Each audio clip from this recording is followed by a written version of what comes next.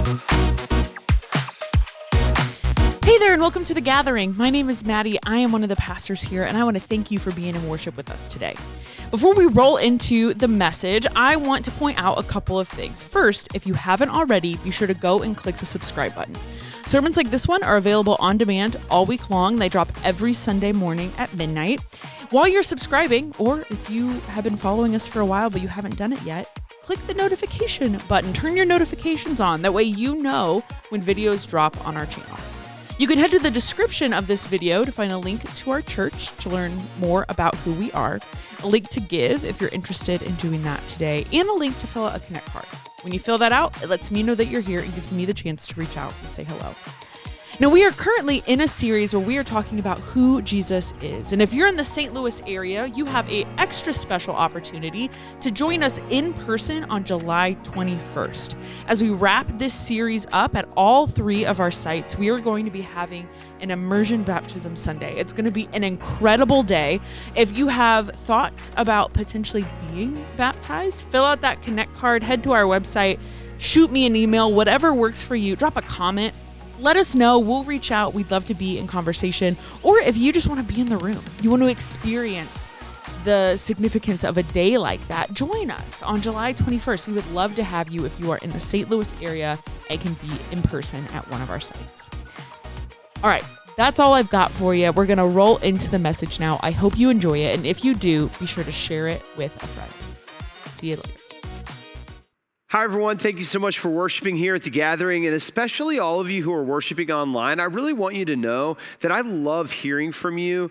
Those of you who send me notes and emails, just letting me know that you're tuning in, that it's meaningful to you. Thank you so much for not only worshiping, but for reaching out from time to time and letting me know. So please email me and let me know that you're out there. But thank you so much for worshiping with The Gathering. Now, today we're continuing this series called Hello, I Am Jesus. And I joked last week that someone said, well, Matt, what's the series going to be about? I said, I'll give you a guess.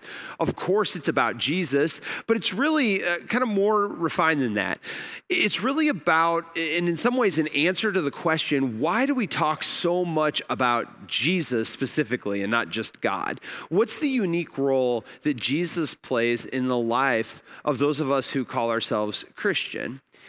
And I want to say something really quickly. We're going to continue that series today, but next week, as we end the series, there's going to be an opportunity for all of us to make a commitment for the first time or just renew our commitment to following Jesus.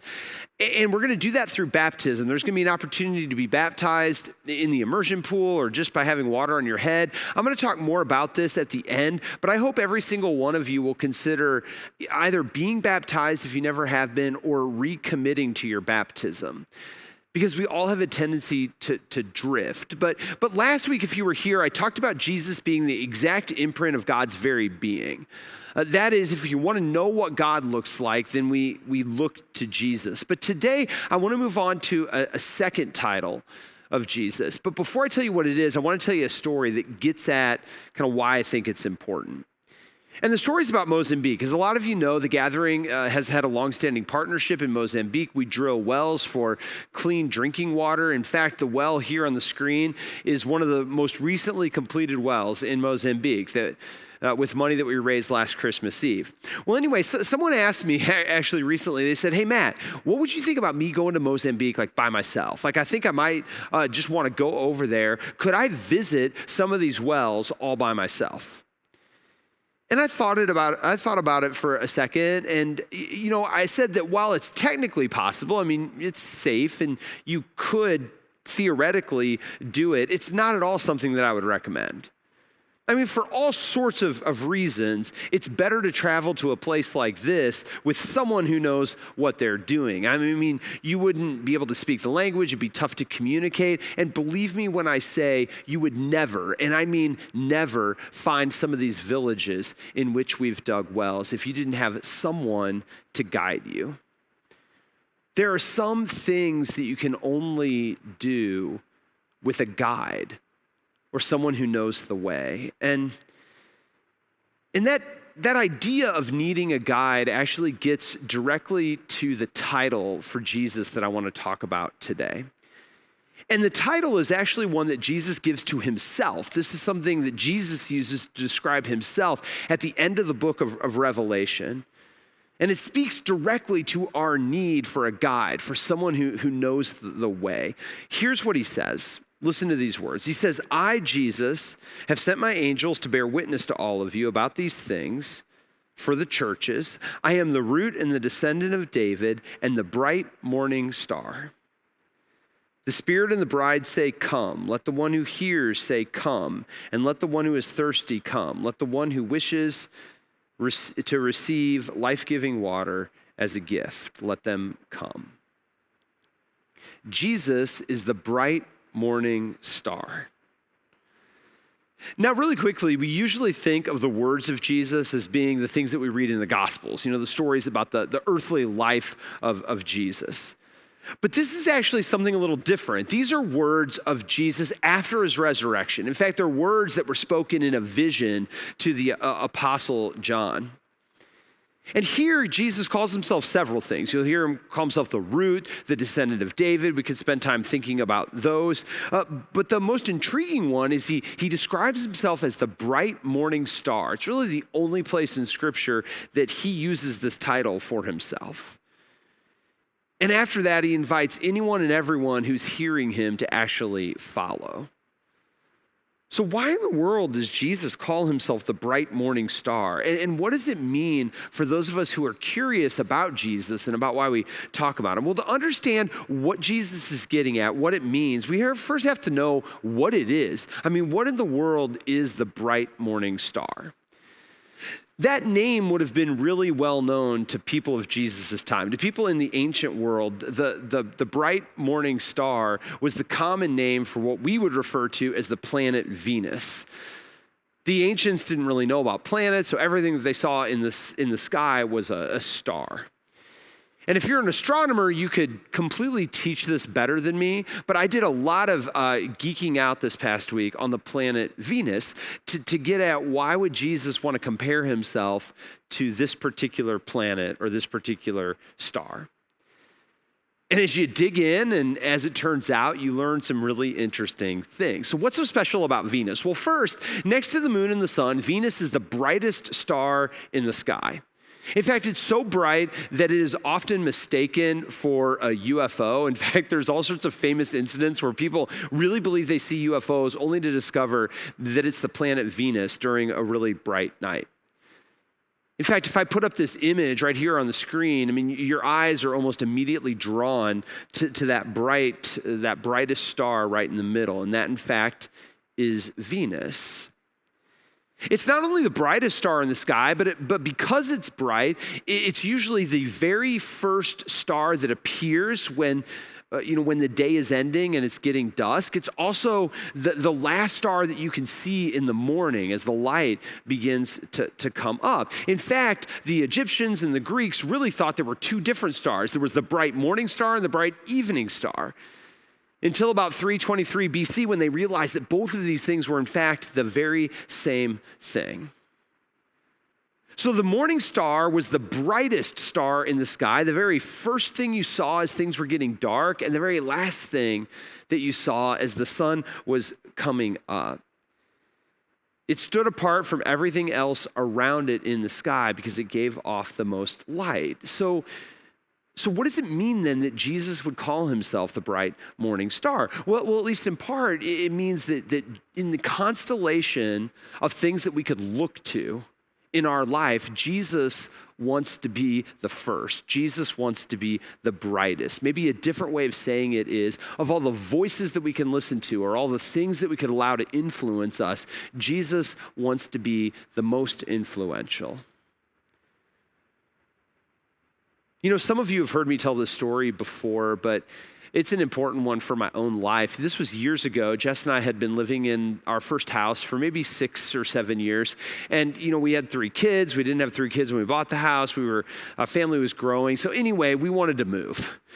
And so we started doing all the research, thinking about moving and looking at houses. And as you might imagine, I consulted all sorts of people when it came to moving. I mean, I got a real estate agent. We started looking at houses. I talked to a mortgage person, like how much could I borrow and spend on this? I talked to a financial person. What's the right amount to spend on a house and not? I talked to different people who lived in different places to try to get a sense of where we might want to live. I looked at schools and what would it mean to switch schools and talk to the school district. I mean, I talked to all sorts of different people. And we were really close to like making an offer on a house. And then I had this experience that some of you have heard me talk about. I was meeting with a mentor. It's actually one of our very first mentors when we were doing like a generosity initiative here at the church. And I was talking to him about this decision that I was about to make. And he said, well, Matt, have you talked to God about this decision? I mean, if you follow Jesus, have you consulted with Jesus about this purchase of a new house? And to be totally honest with all of you, I hadn't really.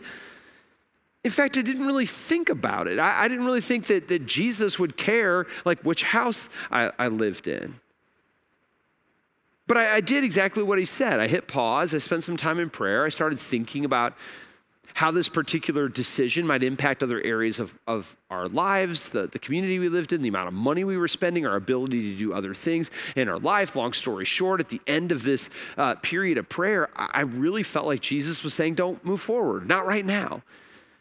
Not right now. Just stay put. And it changed the direction of my life when I actually decided to listen and ask for Jesus' opinion. And I share that story because I think a lot of us are this way in our life. We kind of compartmentalize faith over here. And if we have a faith thing, then we'll look to Jesus. But we have all these other things going on in our lives, and we so rarely even go to Jesus to inquire what he might think about some area of our life. Maybe a different way of putting it is, what voice do you listen to most in your life?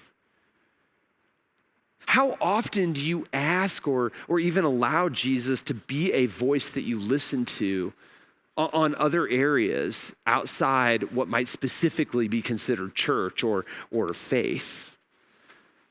Like, for example, how many of you really, talk to God or pray when it comes to like which job to choose or what career path to go down?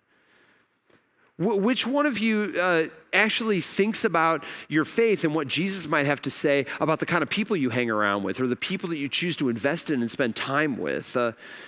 Or the hobbies that you take up, or how to spend your free time, or the decisions you make with your money, or what to value and prioritize, how you're raising your kids, what choices you choose to make. I mean, there's all these aspects of our life. And I think when Jesus says, I'm the bright morning star, he's saying, in all the decisions that you make and all the voices that you listen to, I want to be the first voice you seek out.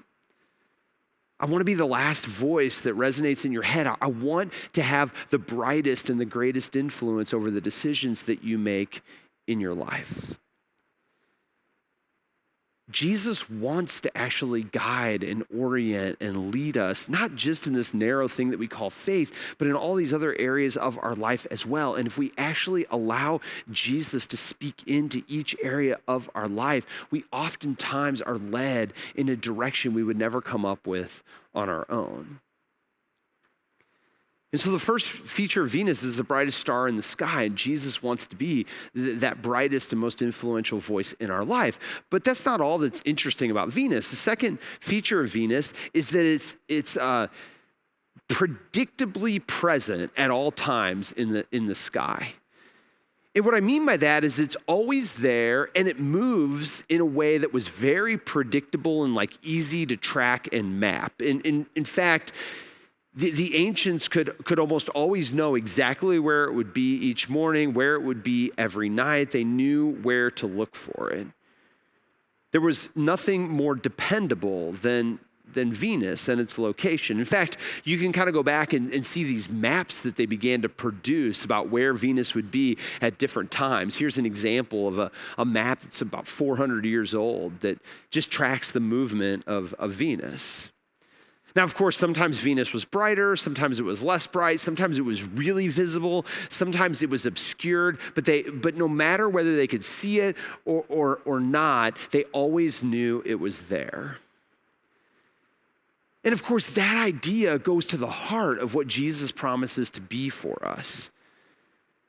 You know, some of you might remember that at his birth, Jesus received another name, and the name was Emmanuel, which means God is with us.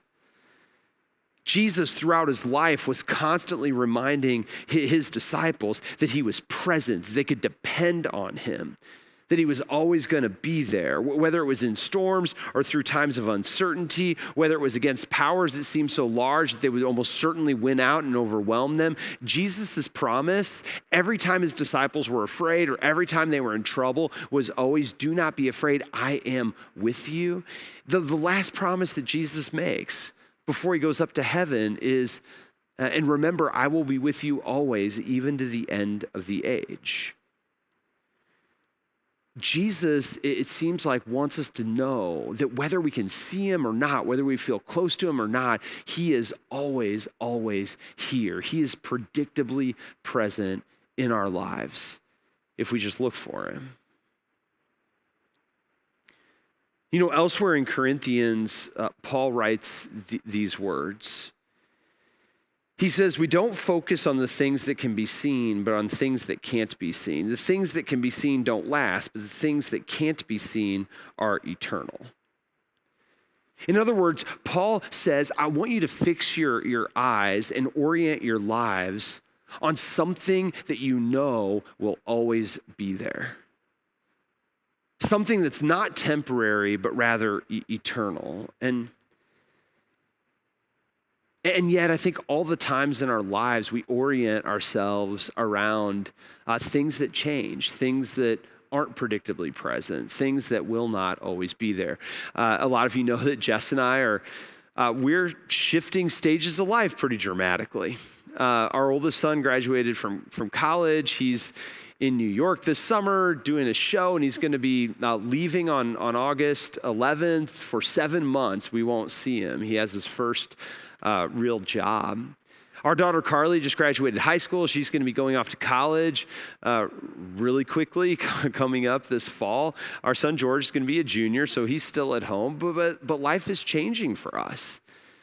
And any of you who are parents, you can maybe identify with this, but when my kids were little, I mean, we thought that if anything is a constant in our life, it's the fact that we're parents and we have kids in the house to take care of. Everything in our life was oriented around our kids and their schedules and later on their activities and our role as parents. And it seems like it's a permanent part of your life. And then all of a sudden, things begin to shift. They do what they're supposed to do. They grow up and they move out and they go away and they begin to create their own lives. And of course, you're still their parents, but all of a sudden, like Jess and I are wondering, like, what are we going to do now that this thing that was such a fixture in our life is no longer there in the same way?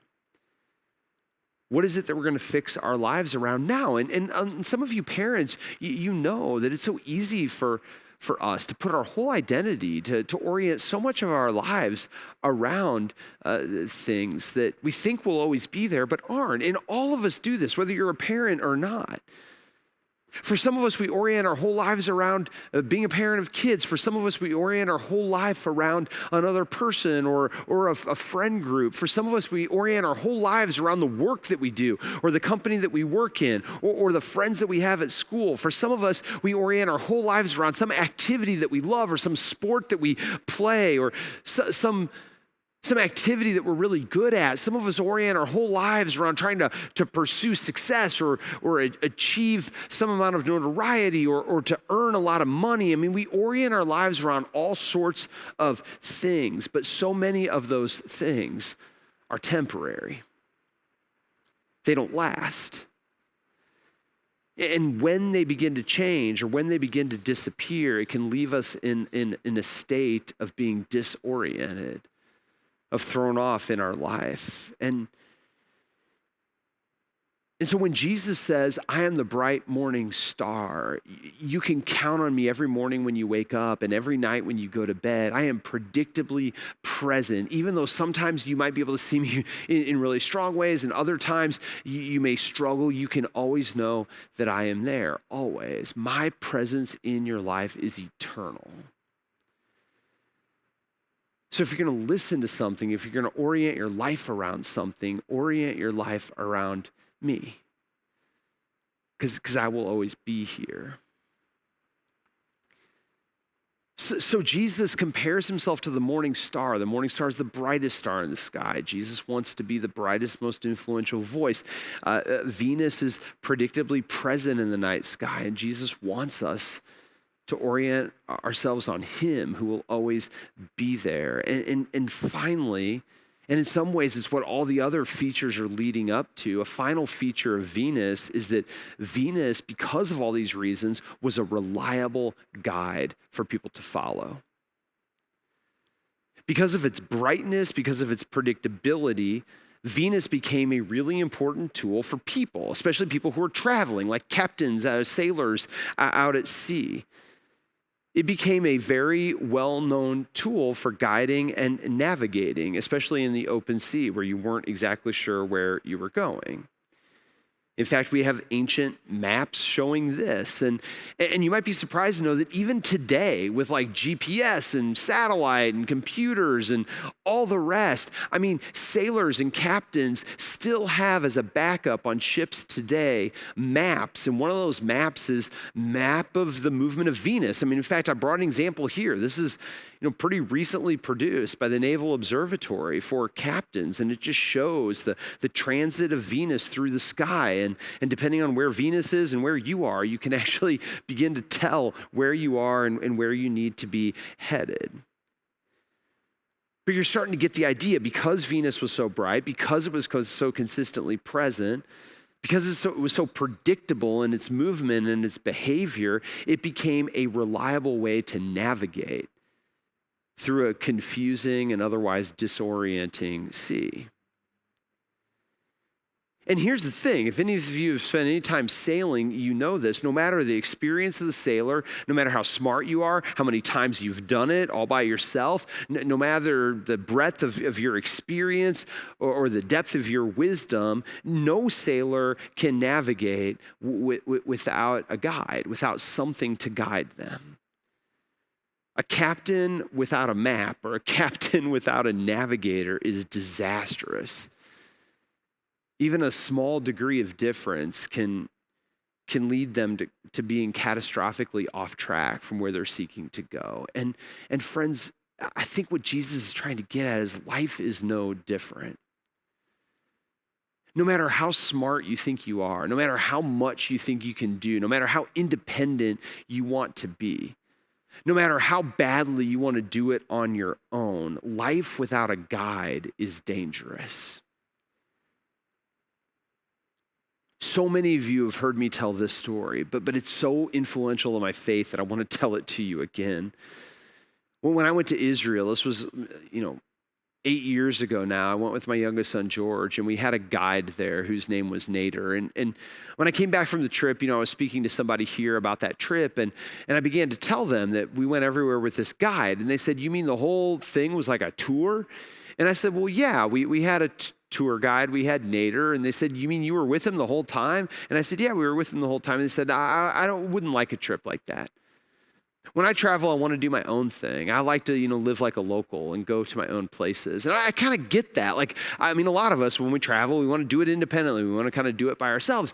But here's the thing. I said, when you go to a place like Israel, there's so much to see. There's so much history to know. There's so many things that you immediately wouldn't recognize, that if you don't have a guide, you will not have the same kind of trip.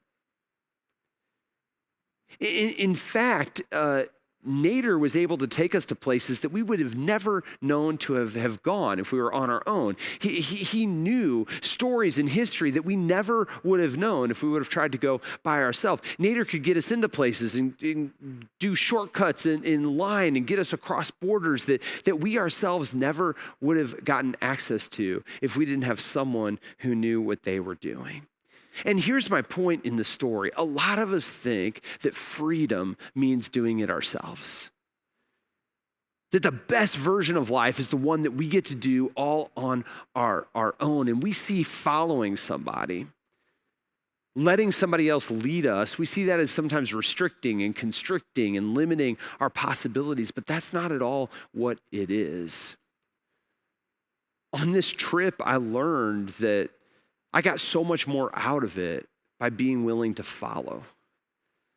Follow someone who knew more than I knew, who spoke the language in ways that I didn't speak, could lead me to places that I never could have been led to on my own. And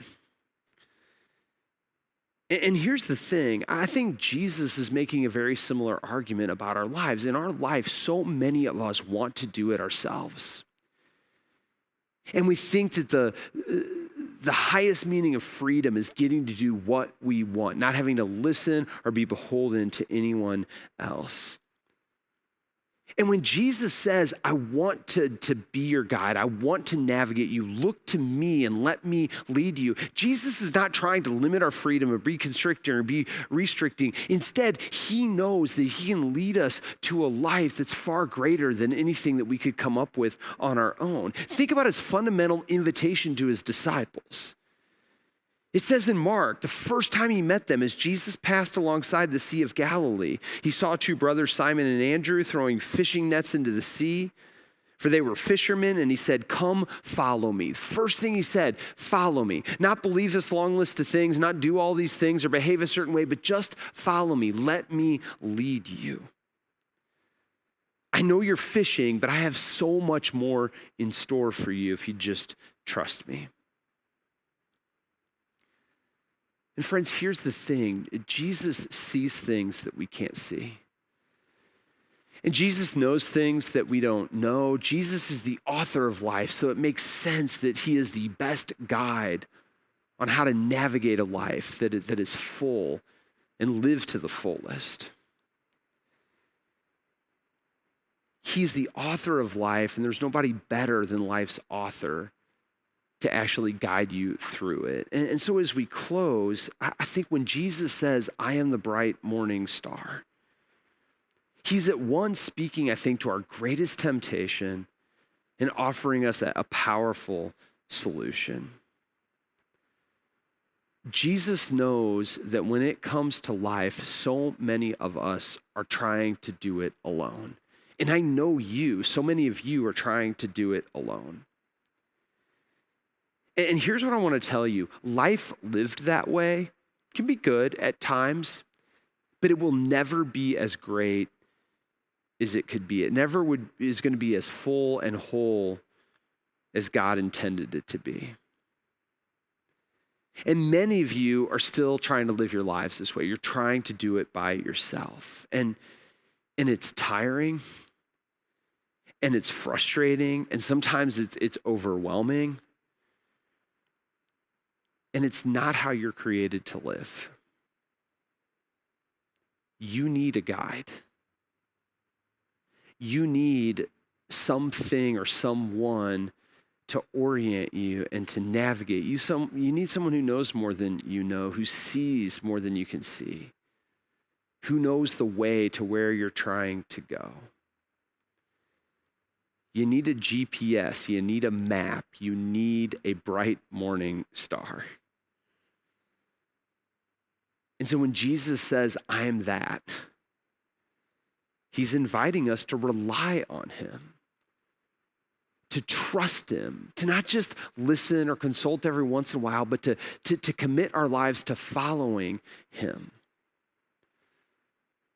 to let him lead us. And so as we end, I want to say something that I have said and will keep saying, that the decision to follow Jesus, to really turn my life over and say, I'm going to follow you and I'm going to trust you, was the best decision that I ever made. As a 21-year-old in college, I had so many choices ahead of me. And there was so much in me that wanted to be fiercely independent. But if I would have rushed headlong into the life that I thought was best for me, I am certain that I would have ended up wasting a great deal of my potential, probably hurting people that I love, and probably investing a lot of my time in things that fundamentally don't really matter. Following Jesus was the best choice that I've ever made. And I literally don't know where I would be without that. And that's not to say I've always gotten it right or I've always been perfect in it. I haven't, but But I know that in following Jesus, I've gotten to do things that I never thought I'd get to do, like preach each and every week. I've gotten to meet people that I otherwise never would have gotten to meet. I get the honor of being part of your life and people's lives in a way that's so special that I never thought that I would deserve to do that. I've gotten to travel to places I never would have otherwise gotten to travel, and to be a part of impact, like in Mozambique, in ways that I never thought that I would get to do. I mean, my life is far greater than anything I would have asked for or imagined as a 21-year-old college student, but I couldn't see it, but Jesus could. I wouldn't have known how to get there, but Jesus did. Friends, I want to invite you into a life of following Jesus as well. He is a teacher, yes. He's someone that's worth listening to sometimes, yes. But he asks us not just to listen, not just to learn, but to commit our lives and let him follow us into a life far greater than anything that we can ask for or imagine. Next week, we're going to have an opportunity to make that commitment. For those of you who have never made a commitment to follow Jesus, next week, we're going to be doing baptisms, and I invite you to be baptized. The most fundamental reason we are baptized is just to say, Jesus, I love you and I want to follow you. So I hope that you'll consider being baptized next week. But for all the rest of you who've already been baptized, I know a lot of you have been baptized before. Maybe you were baptized as a baby or a young child at a time that you don't remember, but I know a lot of life has been lived between maybe that moment and today.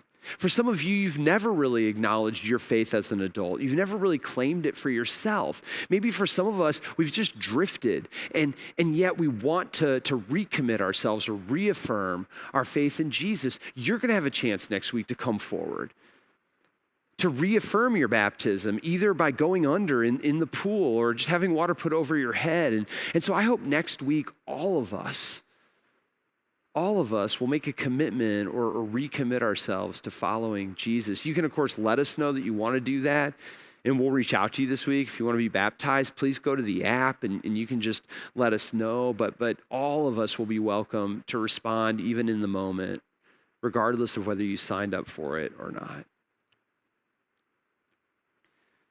Friends, even the best sailor needs something to guide, some way to navigate. A sailor without a guide is disastrous, and Jesus knows that the same thing is true about our life. A life without a guide will never get and never experience the fullness of what that life is supposed to be about. Jesus says, I am the bright morning star. I'm the brightest star in the sky, and I want to be that influence in your life. I'm predictably present, and you can always know that I'm here. And most importantly, if you'll trust me, I will guide and I will navigate you to a life that you could never achieve on your own. And that's why we talk so much about him. That's why we say things like we commit our life to him. That's why we choose to follow him. Let's pray. Gracious and holy God, I know that I and so many in this room are so grateful that at a time when we were overwhelmed, or a time when we were confused, or a time when we didn't know what we were doing, you did. And you invited us to lean on you, to reach out to you, and to let you guide us. And God, you've saved me and so many of us in this room from a life lived alone. And so God, for each of us that might right now be feeling overwhelmed, be feeling confused, be feeling bored or burned out, or like, is this all there is? Help us to know that we do not have to do life alone. That we have a guide, we have a bright morning star. And God, by the power of your Holy Spirit, may we learn to lean more on Jesus and less on us. It's in his name, the name of Jesus, our bright morning star, that we pray. And all of God's people said, amen.